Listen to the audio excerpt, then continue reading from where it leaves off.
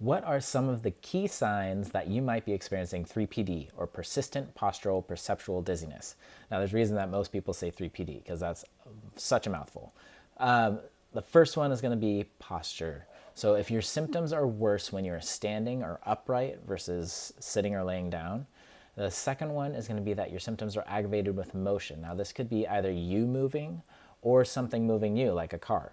And then the third one is going to be that your symptoms, and this is probably the most classic one, is your symptoms are worse with a lot of visual stimulus. So if you're in a busy or crowded area, if you're looking up and down aisles of grocery store, if you're looking at a busy pattern like gingham, the picnic table fabric, or a busy carpet in a casino or a hotel, something like that, you're going to experience more symptoms. And typically, symptoms are going to get worse the more you're exposed to.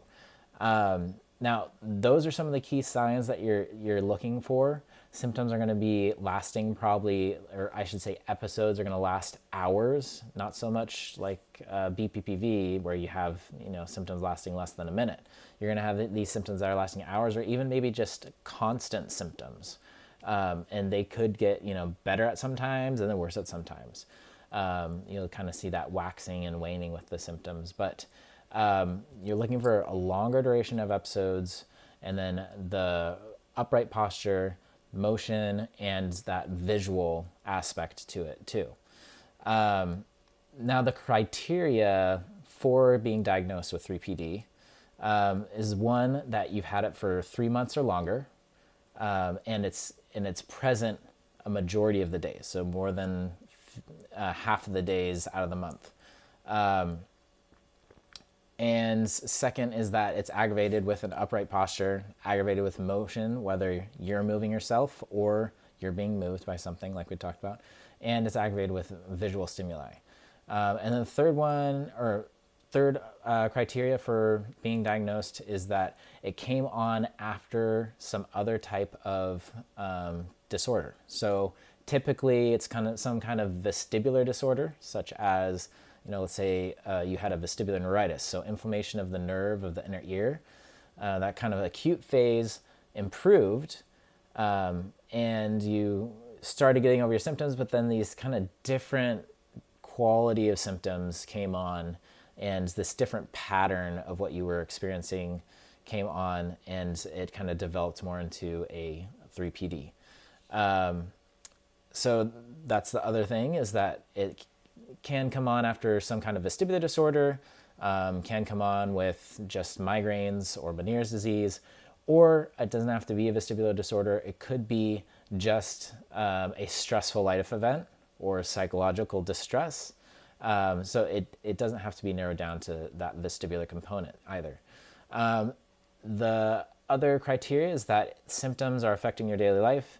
And the last one is that your symptoms aren't better accounted for by something else.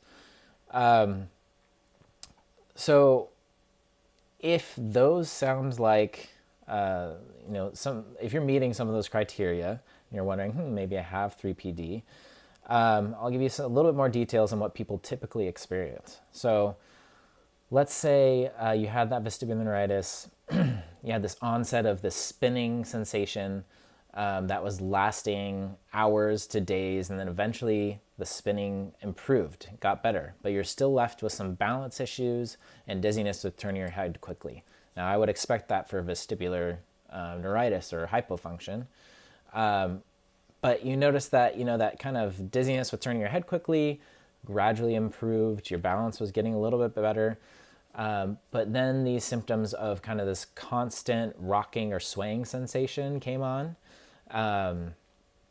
That perception of self-motion can be something that's typically experienced by somebody with 3PD. So usually people describe this rocking or swaying sensation, or it could be their surroundings are moving too. So it doesn't have to be just something that's being experienced by them. Oftentimes people are describing cloudiness or fuzziness, fullness in the head or heaviness, lightheadedness, and then visual orientation, or being able to having difficulty focusing visually. is something else that people often complain of. Now, we talked about it could be present after vestibular disorder, migraine, or concussions, autonomic disorders. It's most often worse or seen with people who have a history of anxiety or depression. Those are some things those are two what we call comorbidities that might make symptoms worse with 3PD.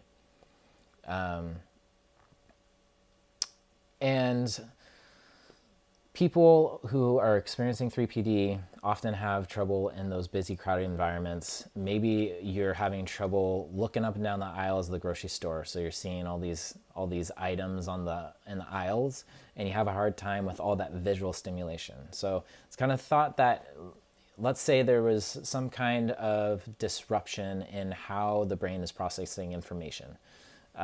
So in the case of vestibular neuritis, the brain's no longer receiving information in the same way that it was before, and it has a hard time getting back to normal. And this is a lot of times when we see 3PD is that brain is having a hard time processing all the sensory information. It's easiest for it to rely on visual information. So, maybe people become a little bit more visually reliant, but then also a little bit hypersensitive to the environment because the brain can't process all of that sensory information, whether it's coming from the inner ear system, whether it's coming from the eyes, or whether it's coming from the feet. The brain just has a hard time condensing everything and being as efficient as it used to be. And so that causes symptoms because the brain kind of gets a little bit overwhelmed. So when you're in a busy visual environment, when you have these kind of busy patterns, it doesn't quite know what to do. It doesn't quite know how to process it. A lot of times the brain will just kind of ignore those busy things. But now, once you're kind of hypersensitive to everything in your environment, now you're feeling every little motion, you're paying attention to every kind of bit of visual stimuli, and that's causing symptoms. Now, if you've had symptoms for years, it may be hard to find like one pinpoint where your symptoms got triggered, like what the excuse me, what the onset might have been of your 3PD. So, if you fit most of those categories, then I would say, there's a higher likelihood. And oftentimes I do see 3PD overlapping with other conditions. So, for example, people with vestibular migraines may have vestibular migraines, 3PD, and then also cervicogenic dizziness. So it does get a little bit difficult in kind of weeding out what symptoms are coming from which problem. But hopefully this kind of gives you a little bit more of an idea of what 3PD might be looking like for you. If you're experiencing this, let me know down in the comments. If you have questions, please let me know. But hopefully this was helpful for you. Thank you.